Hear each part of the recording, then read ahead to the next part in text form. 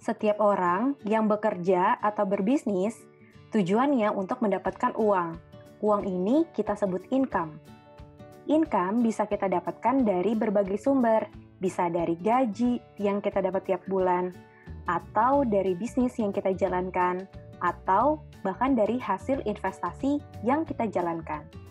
Berapapun income yang kita dapatkan tiap bulan, setiap harinya dan setiap bulannya, pasti akan ada pengeluaran-pengeluaran yang wajib kita keluarkan. Biasanya, setiap orang akan mengeluarkan 6 pos pengeluaran ini. Yang pertama, social and charity. Kedua, pos asuransi.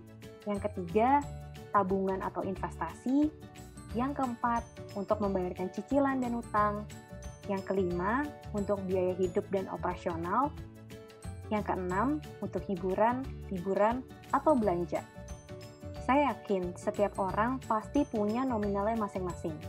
Kita anggap aja X rupiah. Nah, teman-teman sepakat gak? Kita bisa membiayai semua 6 pos pengeluaran ini karena kita masih kerja atau masih aktif berbisnis. Teman-teman pernah nggak kebayang kalau suatu hari kita udah nggak bisa lagi kerja atau berbisnis? Apa sih dampaknya sama income kita? Bisa jadi income kita menurun atau bahkan hilang. Dalam kondisi apa sih seseorang bisa kehilangan income-nya? Yang saya temukan, ada 3 kondisi yang bisa menyebabkan seseorang kehilangan income. Yang pertama, yaitu pada saat dia mengalami sakit. Yang kedua, sakitnya ini sudah termasuk dalam kondisi kritis. Dan yang ketiga, pada saat seseorang itu meninggal dunia. Nah, pertanyaannya, teman-teman pernah nggak menghitung berapa backup dana yang cukup untuk bisa membiayai seluruh 6 pos pengeluaran teman-teman? Ada 3 jenis cara untuk membackup dana kita sepanjang kita hidup. Di layer pertama, teman-teman wajib memiliki proteksi kesehatan. Proteksi kesehatan atau yang disebut juga dengan asuransi kesehatan ini berguna untuk membantu kita membiayai seluruh tindakan dan perawatan selama di rumah sakit. Pastikan teman-teman memiliki manfaat asuransi yang sesuai kenyamanan teman-teman dan pastikan juga manfaat yang terdapat dalam asuransi kesehatannya bisa membayarkan seluruh tagihan yang ada di rumah sakit. Jika teman-teman sudah memiliki proteksi kesehatan yang ideal, kita wajib untuk naik kelas, yakni untuk memiliki proteksi penghasilan.